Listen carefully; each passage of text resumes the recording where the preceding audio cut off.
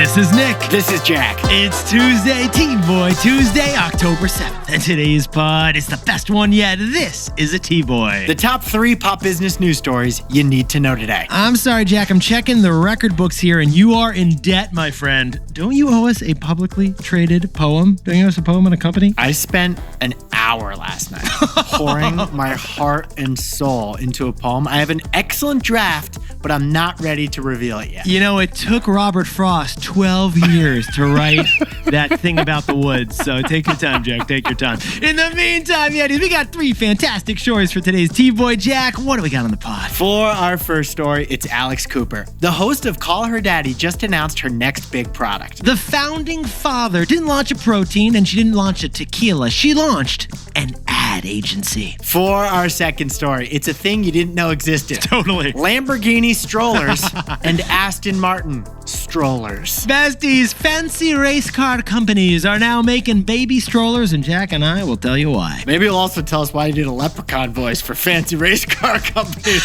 You know, it's something of the Ferrari. I was channeling Ferraris. And our third and final story is CBS News. They're getting disrupted. It has a new editor-in-chief, 41-year-old Bari Weiss. And she's targeting a new customer in the news industry. Radical moderates. But Yetis, before we hit that wonderful mix of stories. Oh, fantastic mix of stories. So, is there an ETA on this poem? Or, am we going to circle the date? What are we thinking here? I'm not sure when it's going to be ready.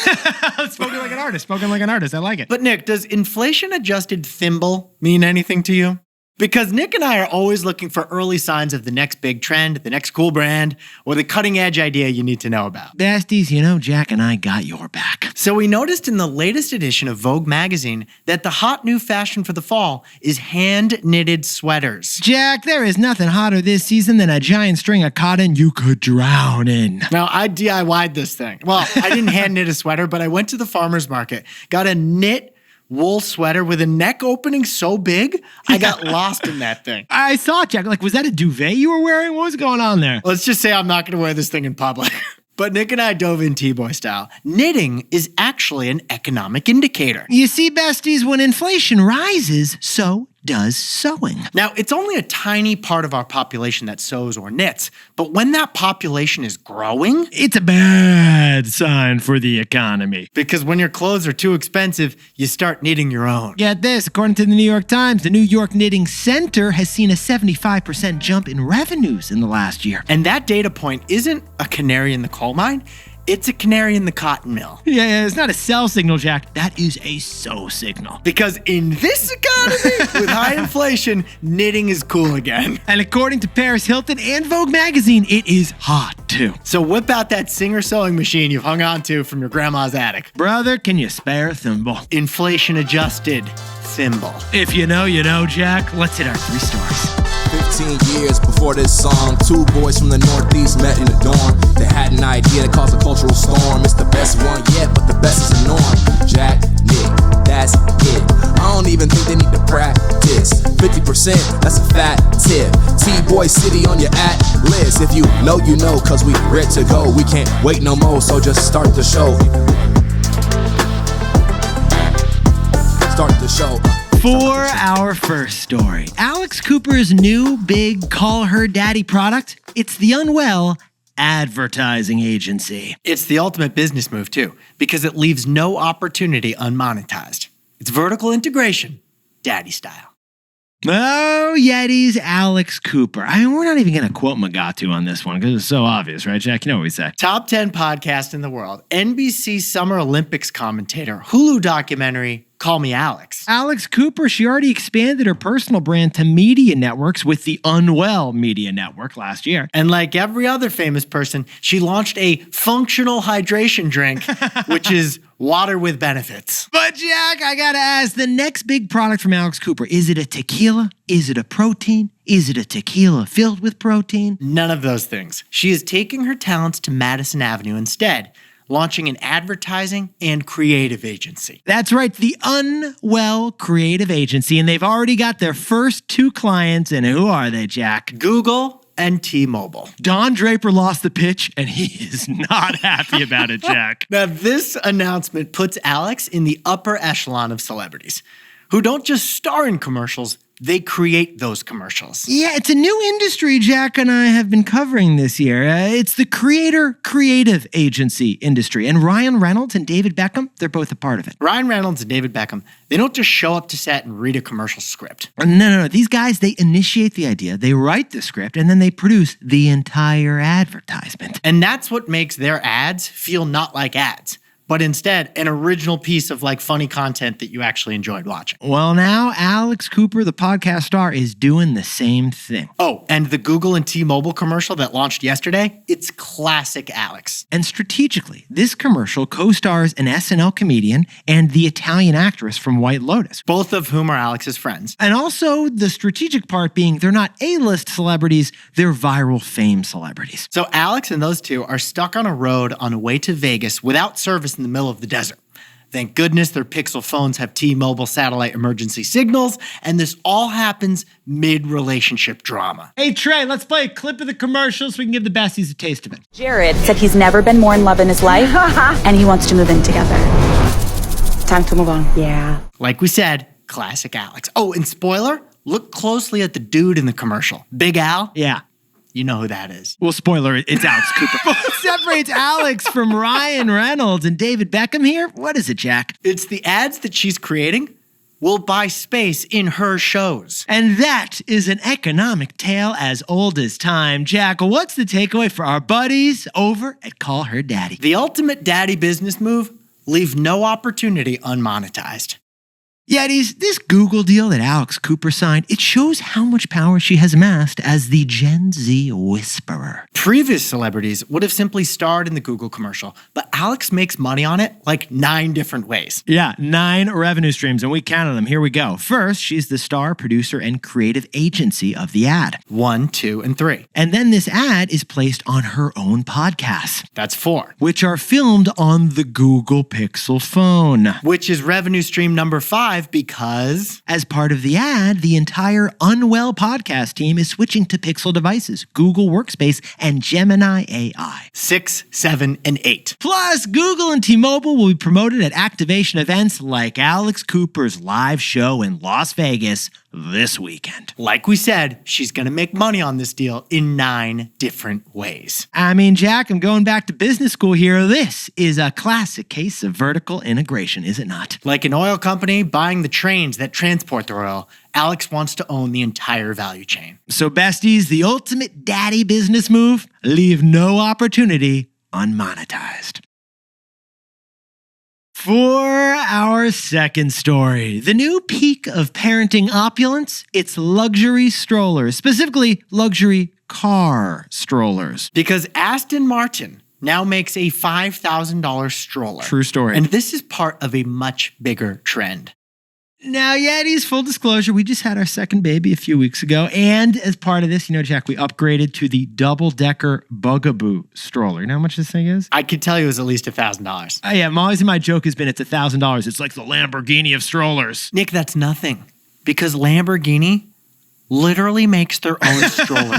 Yeah, Lamborghini is now making their own stroller. The Italian luxury car company, $6,000 for the Lambo stroller. It's apparently engineered with the same precision and dynamics as their car. But Jack, we should point out, it's not just Lamborghini making strollers these days. Aston Martin, the preferred vehicle of James Bond, launched a stroller last week too. Visit your tri-state Aston Martin dealer to see it in person. Same logo, same leather, even the same seatbelt of the $270,000 sports car. Now, there's no V12 engine under the hood, which is probably good from a public safety perspective. This thing's not driven by horsepower. It is driven by parent power. Now, racing cars making prams and strollers. Yeah, what's going on, Jack? Never thought I'd see the day, but it's actually not that surprising when Nick and I jumped into the earnings. Because Yeti's Ferrari is the most valuable car company in Europe. They're worth $93 billion. And Ferrari famously limits the numbers of cars they will sell in order to keep the brand exclusive. Okay, but here's the key. If we look in the latest Ferrari earnings, we noticed a line item called brand, and 11% of the revenue comes from brand. Brand is things like Ferrari merchandise. They sold $780 million of it last year. So if you're Aston Martin and you only make 6,000 cars per year, you want what Ferrari's having. That's why they're selling a $5,000 stroller to Upper East Side moms. A new revenue stream that will still keep the car brand exclusive. And Jack, having grown up in Manhattan, I can tell you, the moms aren't driving to drop off, so they need a status symbol to stroll to drop off. Now, fashionista brands, they're doing it too, in addition to the car companies. Christian Dior, Fendi, they're also selling multi-$1,000 strollers this year. Loro Piana, which is the preferred brand of Kendall Roy in Succession, they sell a $6,000 quote-unquote thermoregulating stroller. Does that mean there's climate control in there? Well, Jack, it means it comes with a custom cashmere interior, and at that price, it should be a self-driving stroller, my friend. If Kendall Roy has a third kid with his second marriage, his assistant is buying one of these things. For their fourth yacht. Now, besties, Jack and I have covered the fashion industry pivoting to experiences over the last year. Fashion brands are opening coffee shops, hotels, cruise lines, even Pilates studios. But now it appears that fashion brands and luxury car companies are coming for the most expensive experience of all. Children. Kids. So, Jack, what's the takeaway for our buddies over in the $6,000 Lamborghini stroller? Fertility is affecting everything. Now, Yetis, the number of babies born in America and other developed countries continues to hover near a record low, just below 2 kids per couple, the break-even rate. And it's been interesting to track how that low birth rate is affecting the economy in unexpected ways. Yeah, we covered it over the summer matcha shortage. As Japanese farmers are retiring, they don't have kids to take over the matcha fields. And that explains the shortage of matcha at your local coffee shop. Here's another example, Jack. Low fertility rates have us treating babies like royalty. Here's why. Americans are having fewer kids, so you can spend more on each individual kid that you do have. And if you are having kids, you tend to be having them later in life when you have more income and savings. Plus, there's financial sorting happening. Those who are having babies tend to be financially better off. Add all of that up, and you get the emergence of sports car strollers. Parents have more money to spend on a smaller number of kids. And that has created this ultra premium baby gear industry. And it's why Aston Martin is driving right into it. Hey Yetis, if you're a bestie, take a sec and hit that subscribe button. And like this video while you're at it. If you leave a comment, by the way, we'll read it. For our third and final story, you've seen it in the news. Paramount has acquired the Free Press for $150 million and promoted its 41-year-old leader to lead CBS News. One of the oldest news institutions in the country is getting disrupted to reach a new customer. Radical moderates. Radical moderates.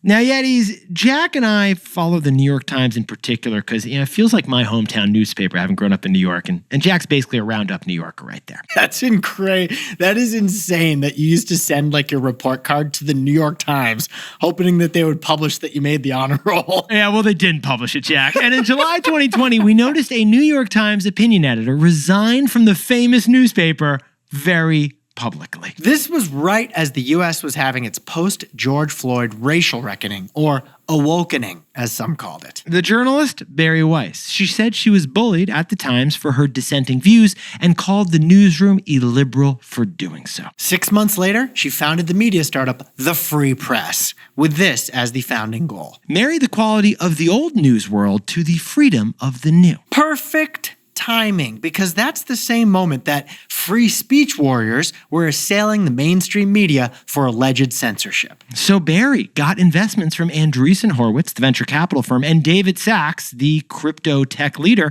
And her first big interview, what was it, Jack? It was with Elon Musk.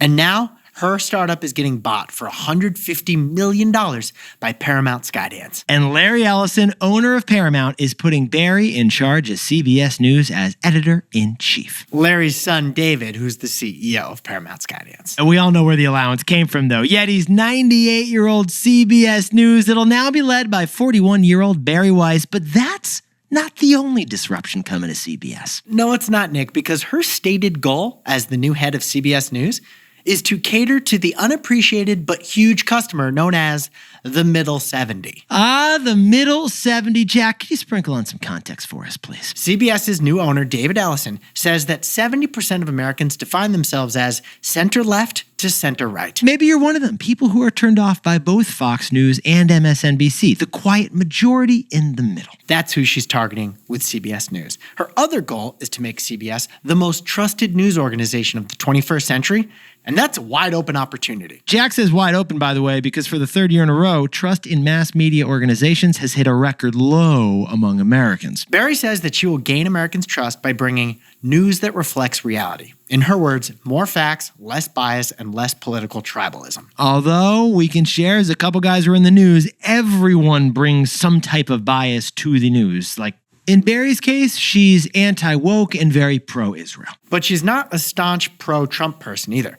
For example, last month, we noticed she criticized Trump's FTC for pressuring cable networks and broadcasters to cancel Jimmy Kimmel's show. In fact, the label Bari Weiss likes to wear is what she calls radical centrist. Or what's another way to put it, Jack? Raging moderates, if you will. Yeah, raging moderates. Well, now Bari Weiss is going to have an unlimited budget from the Ellison family to change the editorial tilt of CBS News. David Ellison is going to pivot some allowance money to whatever she needs money for. So, Jack, what's the takeaway for our buddies over at CBS? When hiring someone to disrupt your organization, experience can be a negative. Now, Yetis, Bari Weiss is inheriting a newsroom with terrible morale right now. Staffers were very upset that CBS News settled with the Trump administration over that Kamala Harris interview and that Stephen Colbert's show got canceled. And now their new editorial leader is an outsider from a startup who's coming to disrupt. Will this be an Elon Musk-style wrecking ball takeover, like with Twitter? Now, interestingly, Bari Weiss has no experience in TV news, but is taking over one of the three major TV news icons. And her lack of status quo is likely a plus in this hiring decision because she won't be anchored by how things have been done in the past. Now, Yetis, in general, we do think experience is a positive, and we call on our own experience all the time, Jack and I, when we're running this company. But when your organization has a big problem and you're hiring someone to disrupt that organization, experience in the same industry can actually be a liability. Jack, could you whip up the takeaways for us for T-Boy Tuesday? Alex Cooper launched the Unwell creative agency to produce the ads that Alex stars in. It's a vertical integration, baby. Leave no opportunity unmonetized. For our second story, Aston Martin and Lamborghini both sell strollers for $5,000 and $6,000 each. Oh, you like the sound of those pistons? Yeah, that's my 3-month-old. Fewer babies, but more money for each one. Yeah, fertility, it explains everything. And our third and final story is Paramount Skydance. They bought the Free Press and named Bari Weiss as the editor-in-chief of CBS News. When hiring someone to disrupt your organization, experience can be a negative. But besties, this pod's not over yet. Here's what else you need to know today. First, Shein, the Chinese super fast fashion app, is opening its first physical store. Shein's brick-and-mortar store is opening in a department store in Paris, France. And we should say the Parisian mayor is not happy about it, said Shein is against Paris's sustainable ways. Can Shein win over the French fashionistas, though, Nick? I think we know the answer, Jack. Not possible. For our second story, OpenAI is involved in another outrageous financing and equity deal. Okay, let's check the whiteboard here. 1 week after NVIDIA invested $100 billion into OpenAI, OpenAI announced a deal with AMD that could be worth up to $35 billion. OpenAI will use AMD chips to build a new data center that uses the same amount of electricity as Massachusetts. Oh, AMD, their stock jumped 28% on word OpenAI is in an open chip relationship with them. NVIDIA, you're not OpenAI's only boo. No, you are not. And finally, Tesla stock surged 5% yesterday, all because of a 10-second tease video. The video simply showed a Tesla-branded wheel spinning and today's date, October 7th. There's a lot of speculation, early rumors. It's either the Roadster sports car electric version from Tesla or a mass-market, low-priced electric car from Tesla. Although we watched the video, and to us, just looks like a box fan.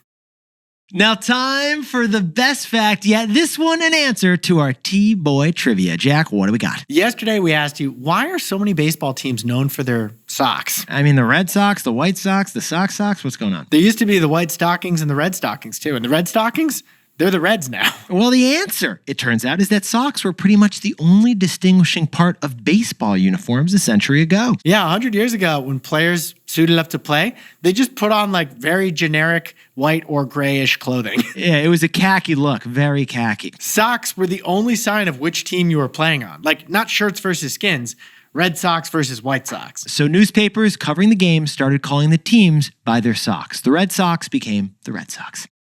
Yetis, you look fantastic for T-Boy Tuesday. Jack, everyone wants to know, not just when your publicly traded poetry is coming, but are you going to wear that sweater on the show? The big one, the nice bulky one, the one you knit? No, dude, I don't wear that sweater. That sweater wears me. Dude, my confidence shrinks to the size of an almond when I'm wearing that. Well, you shrink inside of that thing, Jack. Besties, if you've got the best fact yet, or you want a shout out on the show, we got a link in the episode description. Fill it out. We'd love to make it happen. And if your body is the size of Hagrid, I have a perfect wool sweater that would fit you perfectly. Hagrid, if you're listening, and we know you are, have your people call our people. Jack and I will see you tomorrow. And before we go, a congratulations to Yeti's Alexis Concordia and Dave Law down in Pittsburgh and Calgary, who just got engaged on Yosemite. Whoa! Send us some ring pics. We got to see the views, Whoa! guys. Congratulations. Whoa! Huge. You don't even need a good photographer. That's going to be up on the wall, beautifully framed. And baby Lucia and Mama Marley in Charleston, South Carolina are celebrating 1 week of beautiful life together. And happy birthday to Barbara Zweig, the Long Island legend of Garden City, Nassau County, New York style icon, mayoress of Miami. And Amir Meridian in Tampa, Florida is the best dentist on the Gulf, baby. Happy birthday to Jack Crivici in Pewaukee, Wisconsin, who's rooting for the Brewers in the playoff series against the Cubbies. And Jack, we just got to wish a shout out to Daniel Galliano, a bestie who's been listening to this show for over a year from Honduras, but just opened up a coffee business in Barcelona, Spain. You got this, Daniel. Fantastic to have you with us. And to anyone else celebrating something today, make it a T-Boy. Celebrate the wins.